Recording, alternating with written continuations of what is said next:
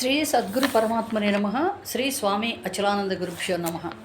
శ్రీ ఆదిశంకరులు వివేక చూడామణిలో ఏమంటారంటే, దుర్లభం త్రైమే వైతత్ దైవానుగ్రహ హేతుకం మనుష్యత్వం, ముముక్షుత్వం, మహాపురుష సంశ్రయం.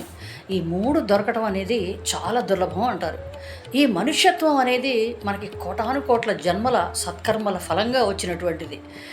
ఈ మానవ జన్మకి మాత్రమే ముక్తిని పొందేటువంటి అవకాశం ఉంది.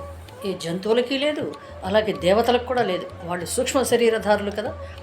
సరే, రెండవది ముముక్షత్వం, అంటే మోక్షం పట్ల ఆపేక్ష కలిగి ఉండడం, తీవ్రమైన ఆకాంక్ష కలిగి ఉండడం కూడా దుర్లభమే. సరే, ఈ రెండు ఉన్నాయి. మూడవది మహాపురుష సంశ్రయం, ఇంకా దుర్లభం. మంచి గురువు దొరికి ఆ గురువు మనల్ని జ్ఞాన మార్గంలోకి నడిపించి ముక్తికి చేర్చేవాడై ఉండాలి. కనుక ఈ మానవ జన్మని మనం సార్థకం చేసుకోవాలంటే మంచి గురువును ఆశ్రయించి ఆ ముక్తిని సాధించుకోవాలి.